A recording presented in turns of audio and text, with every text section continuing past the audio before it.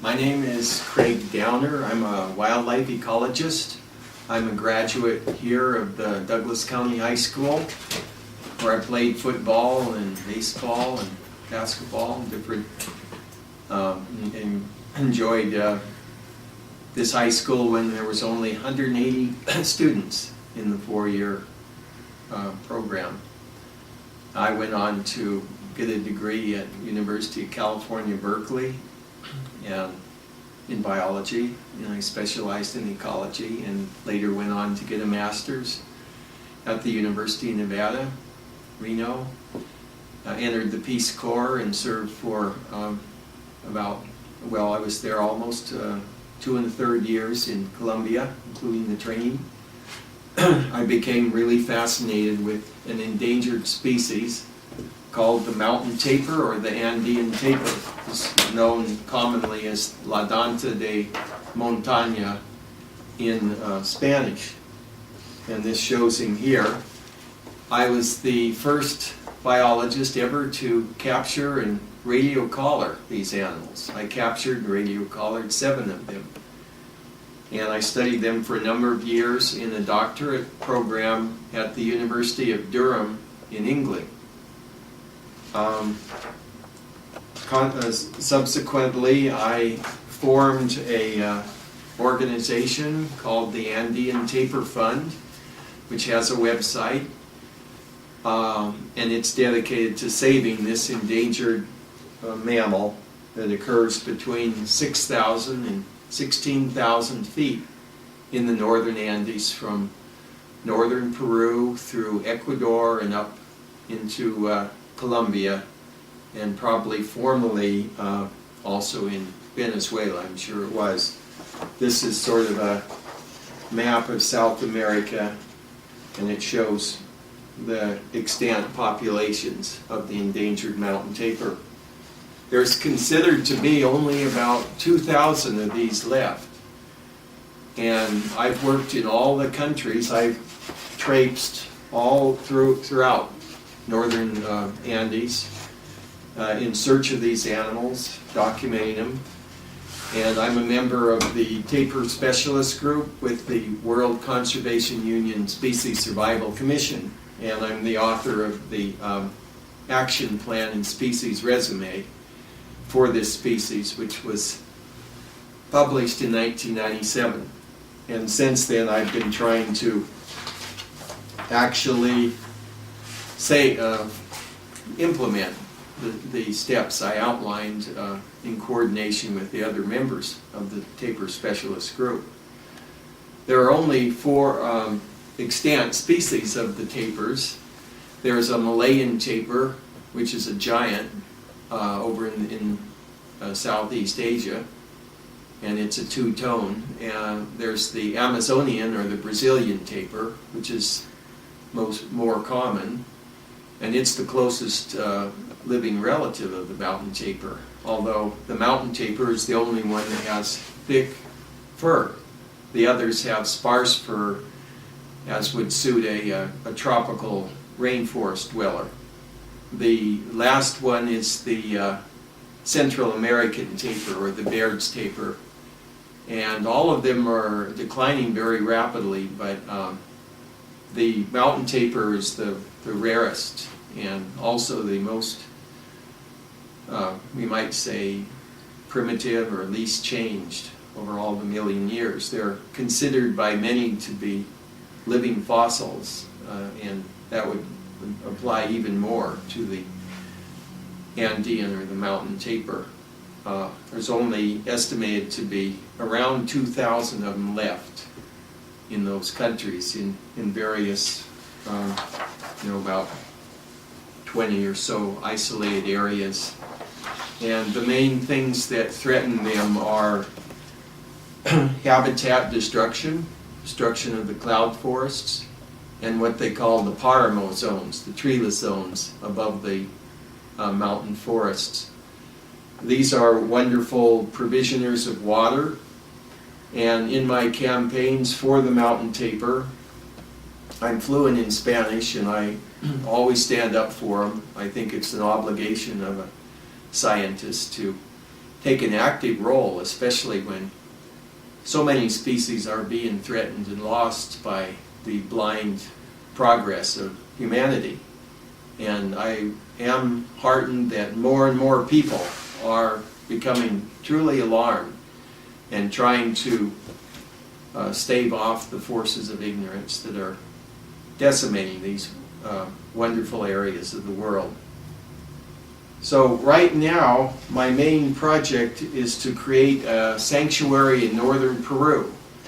And I have a project that's approved by the tapir specialist group and is asking for just $20,000 in order to follow through on these years of effort to set up a sanctuary in northern Peru.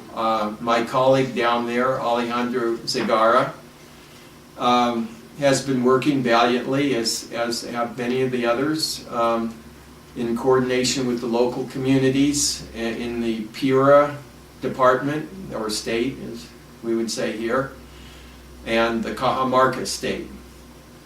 And these communities have been very valiant in fighting large mining companies that wish to go in and open pit mine in the northern Andes. Now, here's a satellite overview showing where we want to declare the new sanctuary, which would form a vital link or corridor between the Tabacones Nambaye ecological sanctuary in northern Peru, which I helped create, by the way, and the Podocarpus National Park in southern Ecuador.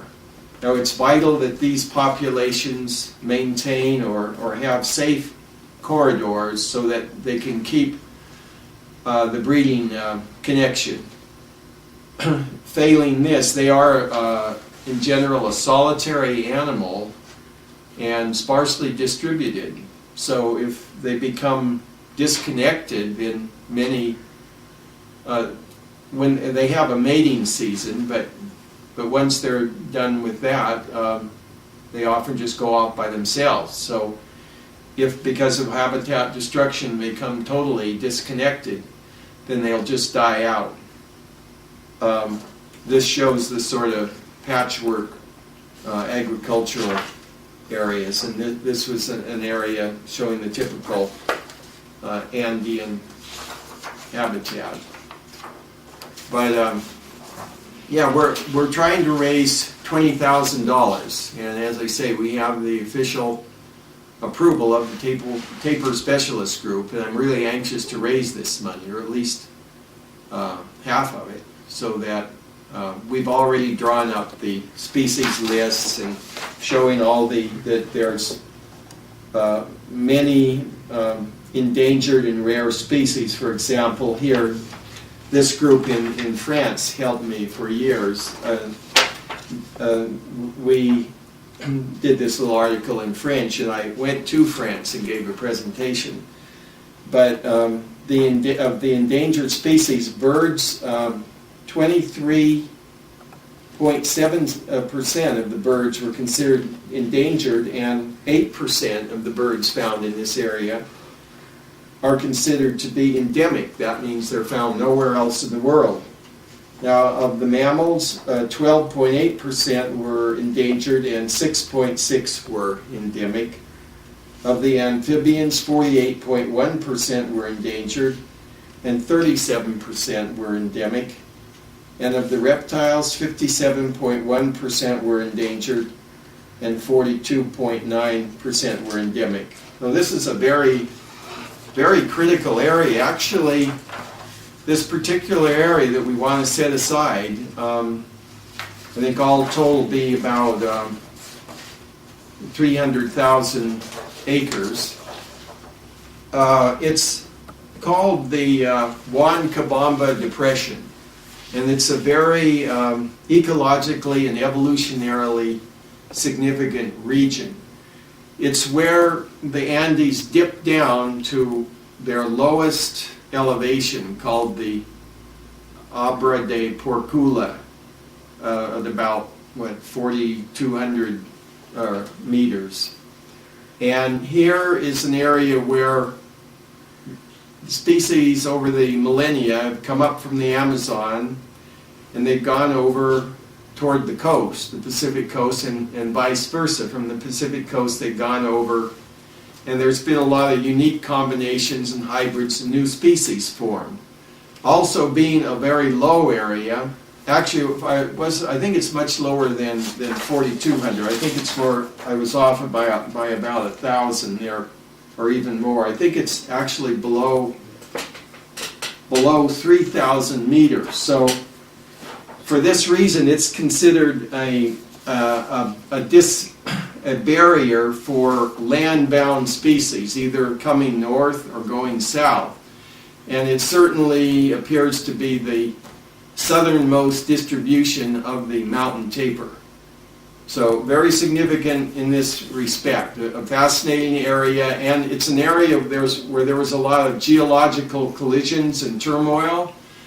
And how you can tell this is there are many cordilleras that go off in diverse directions, not just north-south as most of the Andes, but go off in more east and west, or northeast, southwest, or vice versa. It's sort of a radiation of cordilleras. A fascinating area. And unfortunately, there are a lot of metals that have surfaced here on account of this geological and volcanic activity.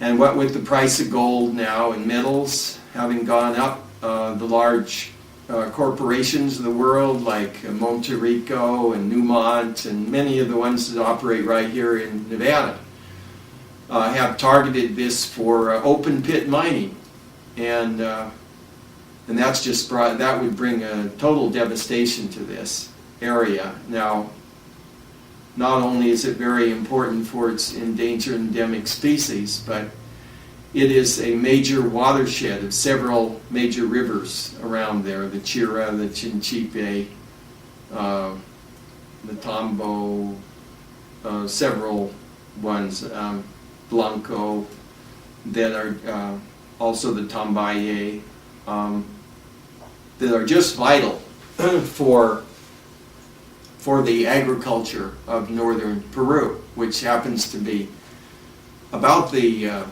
most agriculturally productive area in Peru.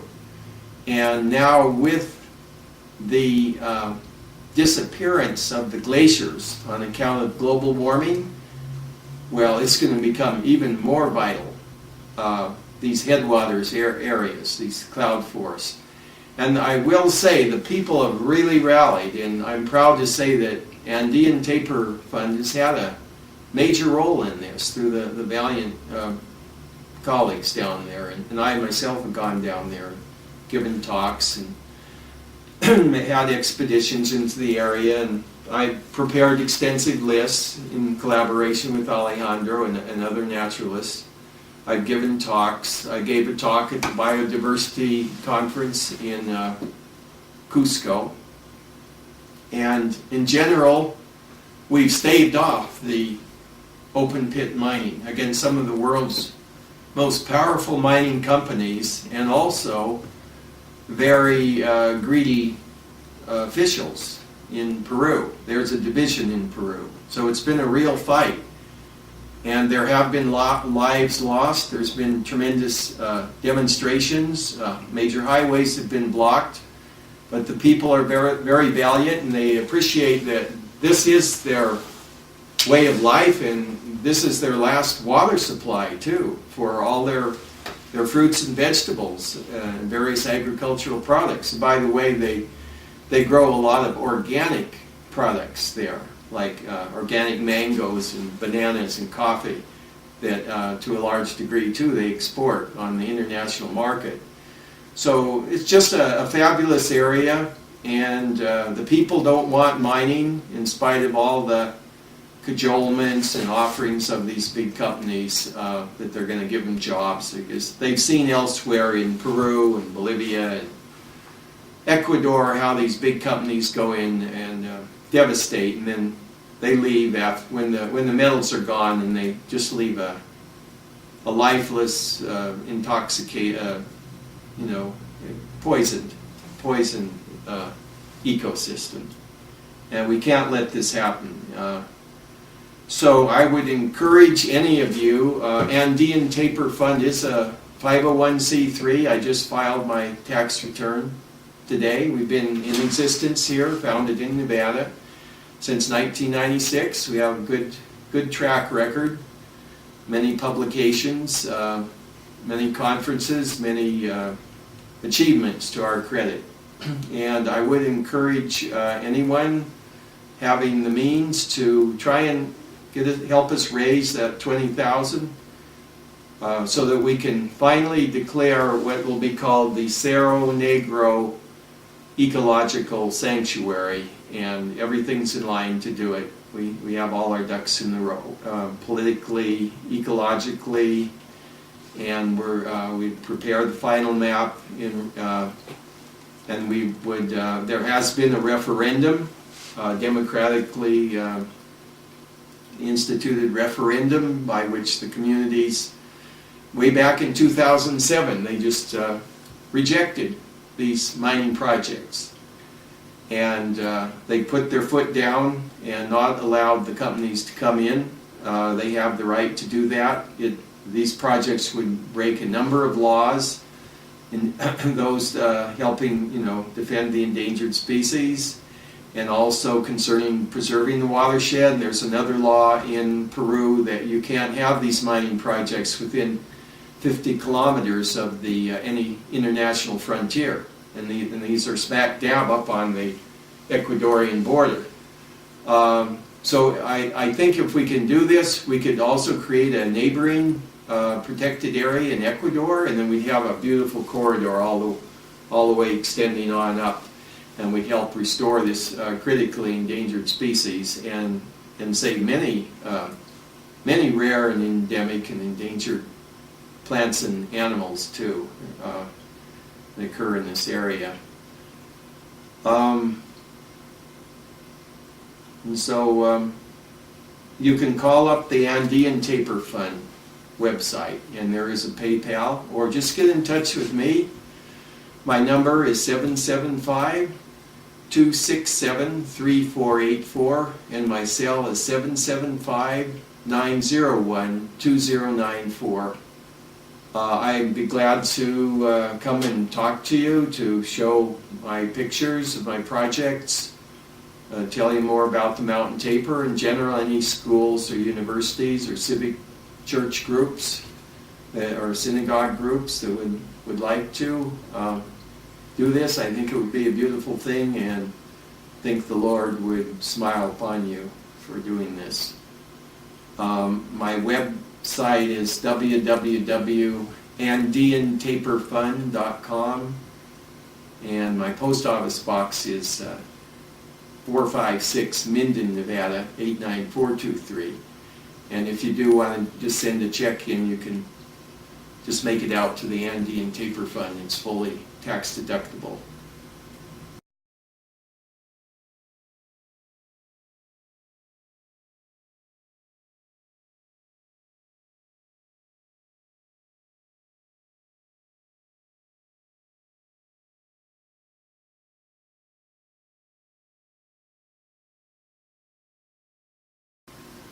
Okay, my name is Craig Downer. I'm a native here, fourth generation Nevadan. I'm a graduate of Douglas County High School, and it's a pleasure to be on your program, Nevada Trails, again today.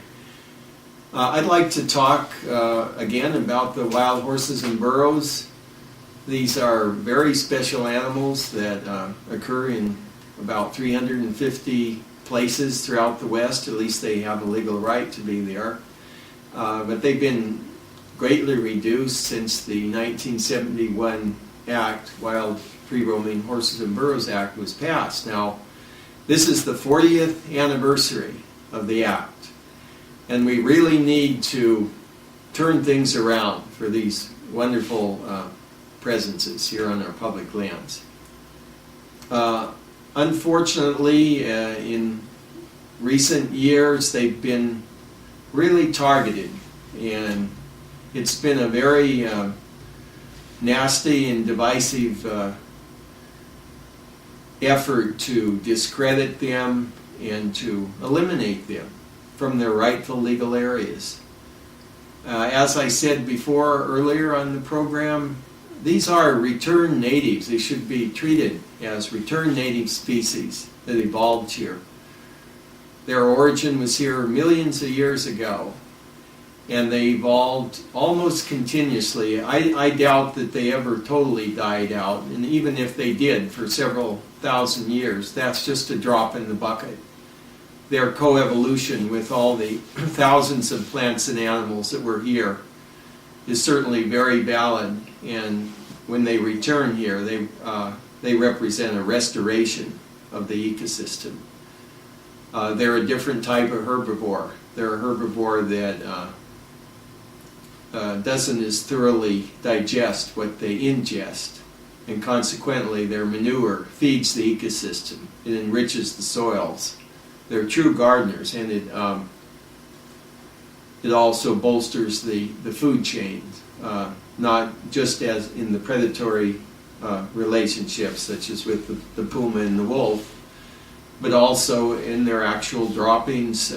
You'll see many birds and rodents go and feed on the partially digested plant material they consume. They're a semi-nomadic animal. They're much more arid adapted than the cattle that are placed here and that tend to concentrate along the riparian areas. Unfortunately, their enemies have gained great political power, both in the Congress and in the bureaucracies that are supposed to uphold the Act for all the people of America. These are, it says right in the Act, these are national heritage species that contribute to the diversity of life forms in America and should be treated as a thriving, integral part of the ecosystem. That's right from the law. It also says that within their legal areas, which are actually only about 1/6 of these BLM and Forest Service lands, they were to be managed and protected and managed as the principal, though not exclusive, presences. But what we find now is all the opposite. It's rare that they'll even get 1/4 of the forage allocations. In many cases, they get less than 10% of the forage allocations that our public servants have to divvy up among the livestock and big game and wild horse interests. I would like to say that they're very complementary to also the grazing animals when they're allowed to realize their own natural balance. There was a study by Joe O. Meeker at the University of Nevada that showed the master study in the Department of Biology that showed the great complementarity between the wild horses of the Sheldon National Wildlife Refuge and the wild horses there. They've been there for many generations. Just in so many ways. Now, the exasperating thing here is that, well, we now probably have less than were present at the passage of the Act, even though the BLM might inflate the figures, or the Forest Service. In fact, we almost certainly have less than existed at the passage of the Act in 1971, when they were considered to be in danger of disappearing from the American scene. What we need now is to call an immediate halt on these drastic roundups, and we need to work on restoring the herds. You know, about 25 million acres of their legal herd areas, and well over half of their original areas have been totally zeroed out. And in the areas where they remain, they've often shrunk the original herd areas into what they call herd management areas on the BLM lands, which have been actually skewed to disfavor the horses and favor the livestock and the big game. So it's really been a case of ganging up. It's been a case of persecution. And the general public interest in these animals and in the ecosystem as a whole has been shamelessly neglected. And I mean, some people might consider me a meek and mild person, but if there's one thing I'm willing to fight for, it's the right of these very wonderful, magnificent presences to their minor portion of the public lands.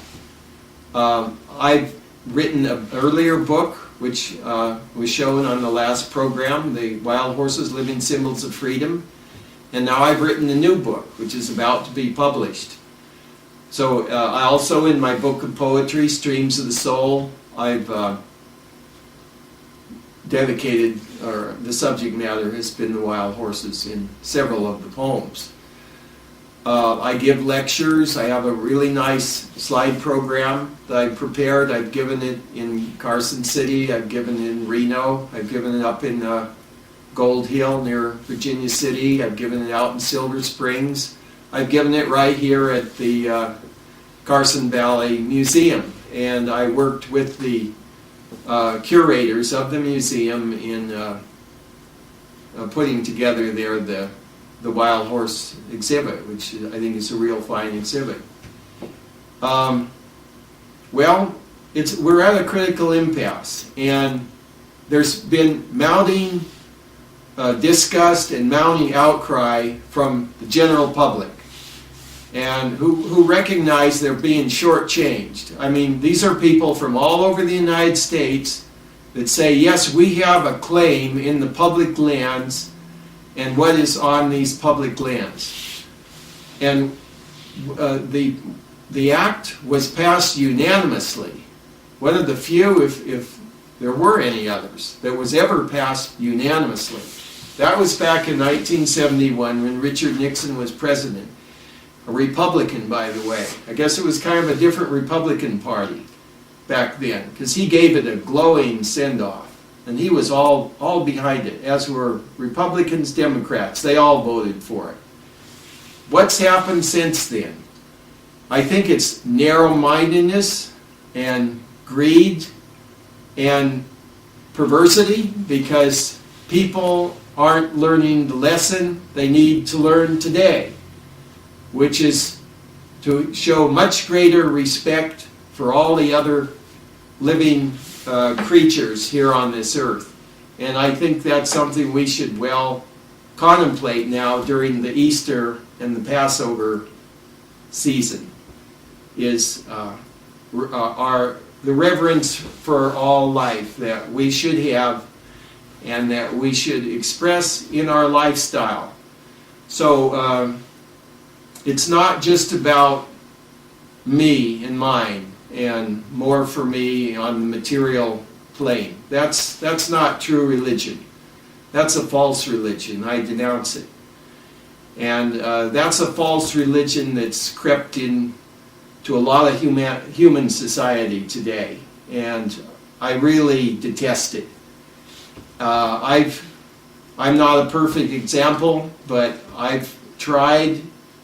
When I was a student at Berkeley, I knew I wanted to focus on biology, and I was given 3 choices, and one of which was ecology, the study of the interrelationships between life and its environment.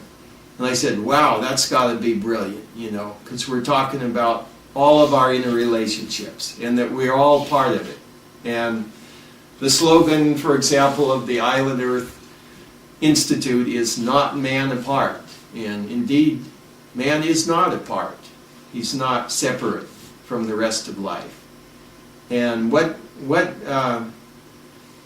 greater sacrifice could we make than to change our ways and learn to share with these magnificent horses and burros, upon whose back we've ridden to our so-called supremacy over nature. Yet these animals evolved here, and they evolved all over the world, but they evolved especially right here in North America. This is their place of origin. The entire horse family has originated here. They need a lot of space.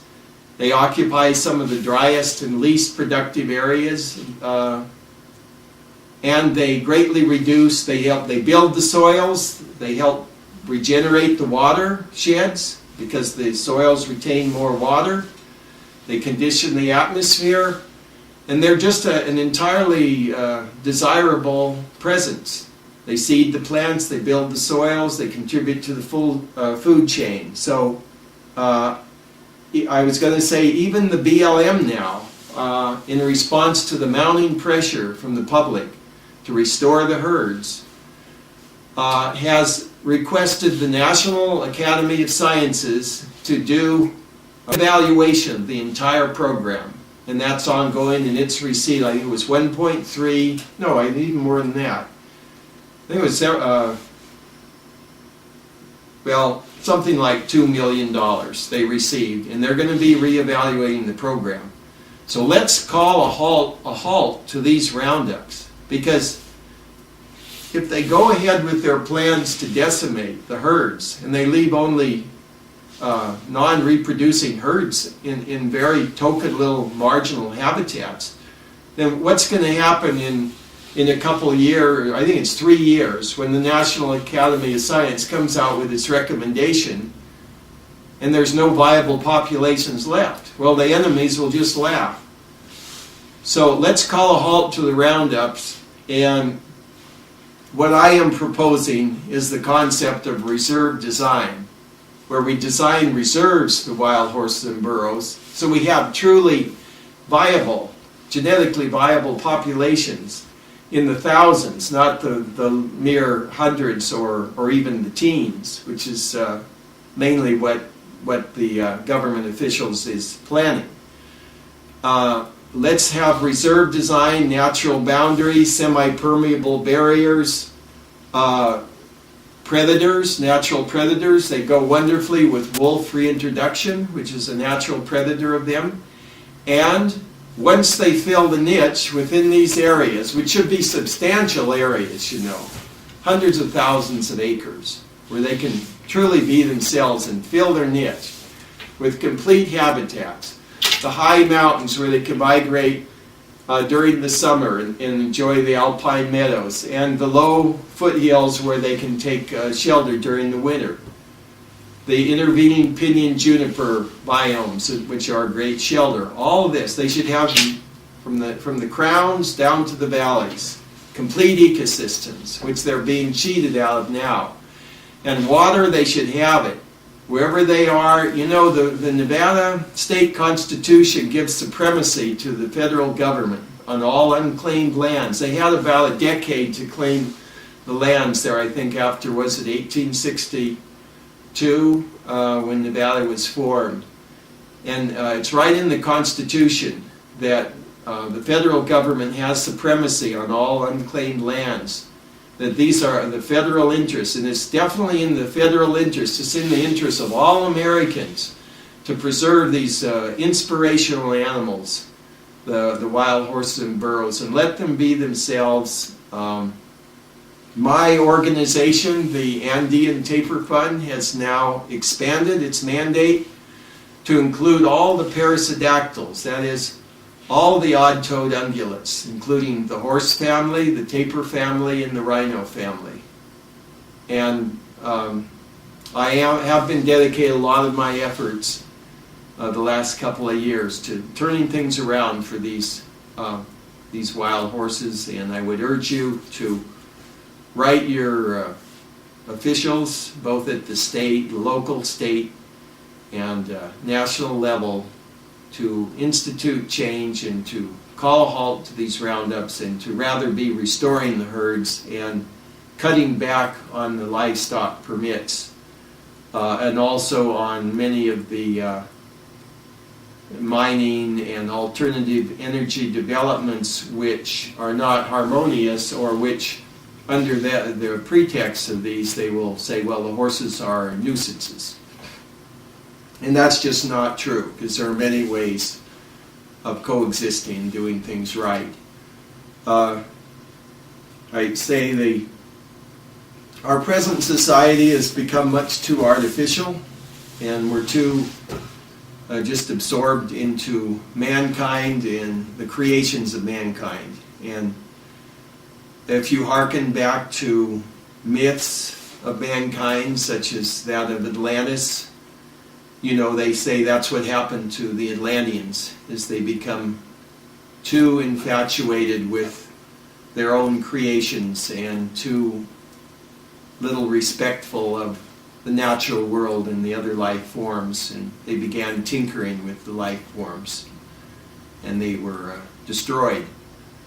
So we can learn lessons from our past, and the place to start now is learning to live with these magnificent animals, the wild horse and burros.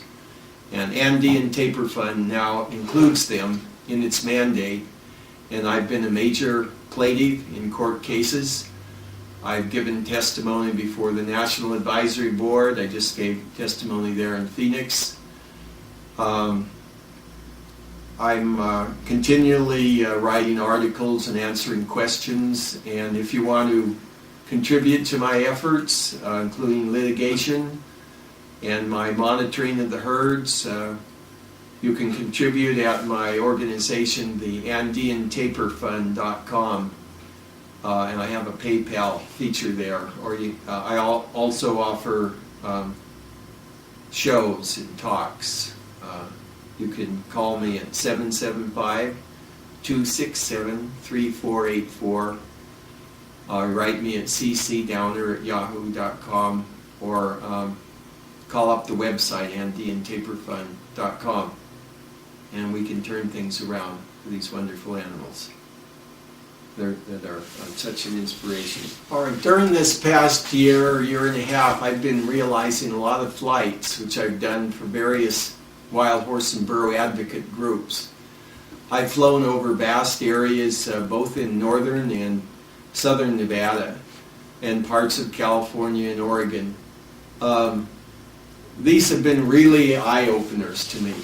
What I've noticed, especially in northern Nevada, is a really chewed-up landscape where there's enormous open-pit mines and huge, dank, discolored waters of containment. And I just have to think about what this is doing to the watersheds in this dry desert area. I've also encountered hordes of livestock, of sheep and cattle, grazing where the legal herd areas are and herd territories are on the Forest Service lands, and just made me realize how little there are of remaining wild horses and burros, and how many there are of the cattle. And just recently I saw a lot of cattle in the early spring eating the first sprouts that come up. And I know in the policy of the BLM they usually don't allow that, because they want the grass to set seed so it can again reseed itself. But most of these grasses are annuals. So I'm wondering what's happening here, and how sly is it? And when you hear the officials or the ranchers claiming there's a overpopulation of wild horses and burros, that's simply not true. I mean, that's really a lie. In fact, it's all the opposite. There's an overpopulation of cattle and sheep, and there's an extreme underpopulation of wild horses and burros. As a matter of fact, the burros nationwide now are down to only around 3,000. How can that be a viable population? And most of their areas, they've been totally zeroed out. No, they've really been targeted, and that's what they're doing to the wild horses. And it's a war of values, you know. It's a war of the people that want to value these animals in their own right and go out and appreciate them in their own right, or people whose judgment is clouded by their possessions and their positions in society and their wealth. And they don't see clearly that these are the real treasures, the living treasures out there on the public land, these beautiful wild horses, and all we have to do is learn to live in harmony with them. Granted, any progress, any change demands some sacrifice. It's just like taking steps on a ladder. Call it Jacob's ladder. You put your foot on one rung, and then you push off that rung and you go up. It doesn't mean that any of the rungs aren't necessary, but as we go forward, we push up to the next highest rung. Well, that's the way we should look at it, our lifestyles and how we live on the earth.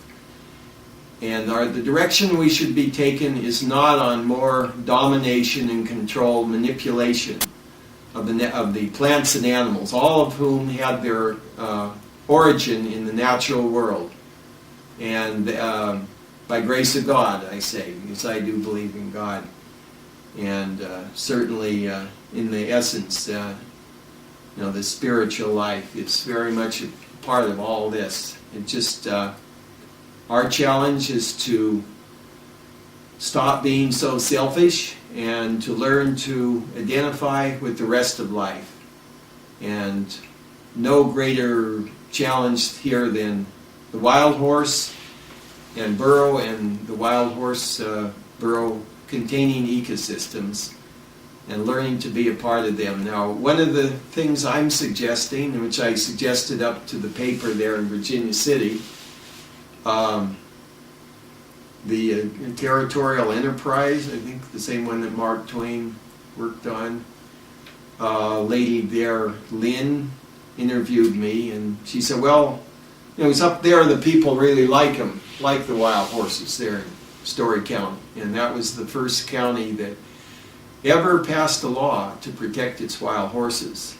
And they clearly knew from experience going way back to the early days of the mines in the Comstock lode that these horses were vital in preventing catastrophic fires. And I think Virginia City burned 5 times.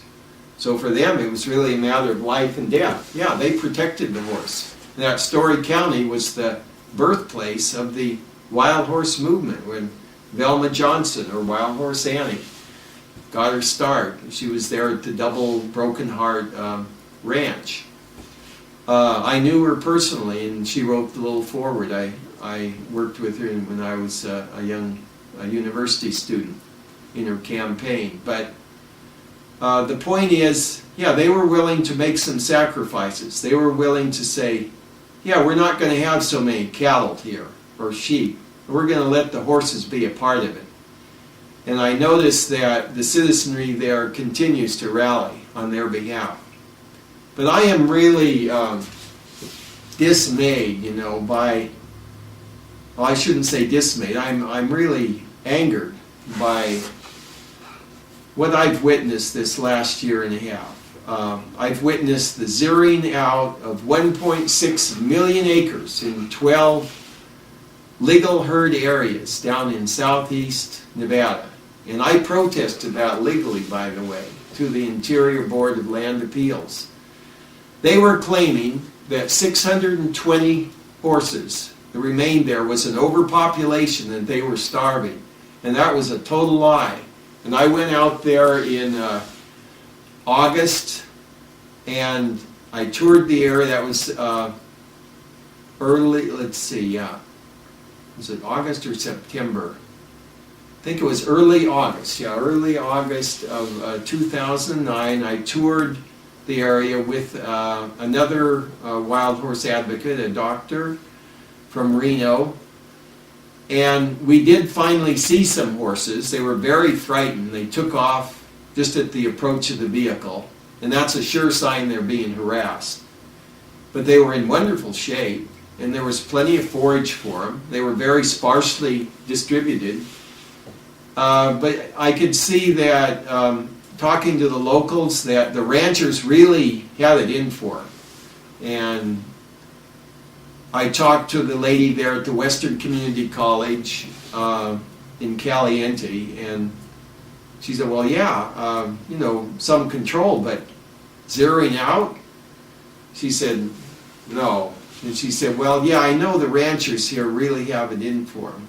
But what I learned later is that there was a huge cluster of solar development projects slated for that area. And that in their EAs, they just sort of referred to the wild horses being nuisances in their way.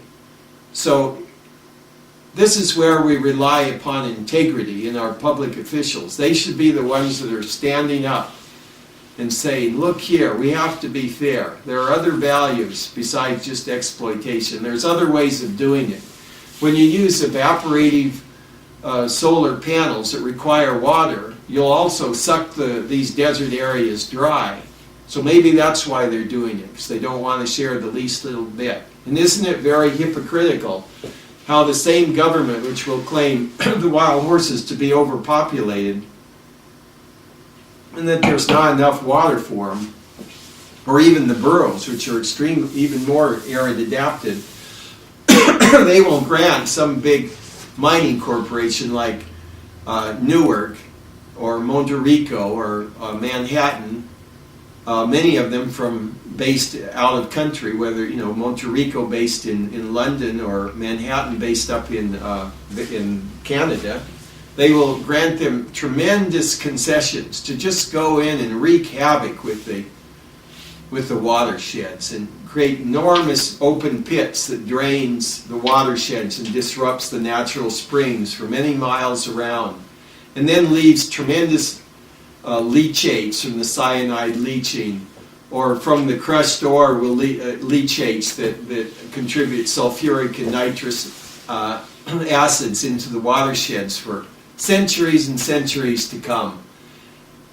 Well, I tell you, if there's a hell for ecological crimes, I think these people are going to go to the hot place for a while. I don't believe in forever, but until they learn their lesson. So, just in general, I am committed. I think there's mounting support, that there's changes in attitude, that many people are saying they're going to boycott beef on account of this, and they are, in fact. This is going to harm the industry, and it's giving it a really bad image. The public lands ranchers get enormous subsidies, they always have. For years now, it's been held at the minimum $1.35 per animal unit month. That's a cow and her calf to be out there all month grazing on the public lands for $1.35. You couldn't even feed a dog or much less a rat for that little, I would think. So it's time for a change, and it's time for these people to learn how to share. It's time for the public to stand up and learn how to assert itself, and that's why I'm doing that as much as possible. And now thousands and thousands are joining me. And there's several recent films have been made. The recent film Saving America's Horses, A Nation Betrayed, won the best documentary in the International Women's Film Festival, and now will be shown up at the International Wildlife Film Festival in Missoula. It also got the best film in the entire conference, so it's a really dynamite film, and this film should be viewed by the President of the United States, by all the congressmen and senators, and should be viewed in the schools. It's really good. Also, Horses in the Winds of Change by Mara Legrand won an award recently, and she's talking about the great value of the wild horses. Some of these films bring in the Native Americans, the ones that still haven't been co-opted by you know, the values that disparage the wild horses. And I had the honor to meet the shaman, the Lakota shaman, Arvel Looking Horse is his name, appropriately enough. And he spoke to me about his brother horses and how very valuable they were, their presences, and how they revitalized and re-energized the entire world. And he said they do that by by pounding on the earth when they run, and that they release energies into the atmosphere and into the life community. I thought that was quite brilliant, and conjures up quite a wonderful vision of the horses running along in the plains and prairies. One of the main problems within their legal herd areas are fences. They're not supposed to be there. The Wild Horse Act says that they will maintain their wild, free-roaming lifestyle. That's clearly a basic mandate of the Act. And yet, you'll see fences there partitioning within their legal herd areas and disrupting their natural movements. Their migratory patterns, up elevation in the summer generally, and down elevation in the winter. And they'll be caught in incomplete habitat. So then their detractors will come and say, oh, look at those poor miserable animals. See, they couldn't make it on their own. Yeah, you set them up. Or you got them down, oh, they say, oh, they're just becoming inbred like these broomtails. Yeah, you set them up to be that way by going in and gutting their herds. And that's another point I want to bring out, is how when they do these extreme roundups that take 75, 90 or more % of the populations that have been there maybe for centuries or at least decades, adapting harmoniously, they really disrupt that process of natural ecological adaptation or integration. One of the key mandates of the Act, naturally integrate. They disrupted the balance, the things that should be happening with reserve design, with a sane policy toward these horses and burros. Really recognizing, really giving them their due of the public lands resources, and really recognizing how they enhance the biodiversity. They allow even more species of plants and animals to thrive in the ecosystem. Many of which are little known, but they're there and they thrive in the presence of these equids, or horses and burros. So it's a real campaign, and I look forward to launching my new book. And you can contact me 775-267-3484. And if you care to make a contribution to the Andean Tapir Fund, you can earmark it for the wild horses. I offer my book, Wild Horse Living Symbols of Freedom, with illustrations.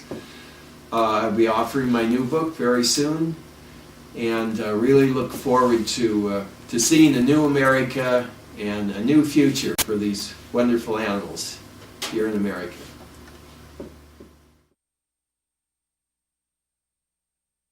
Hi everybody, I'm Lacey J. Dalton, and what you're going to be seeing today on this film is a release of 55 horses onto 104,000 acres of the Tahoe Reno Industrial Park.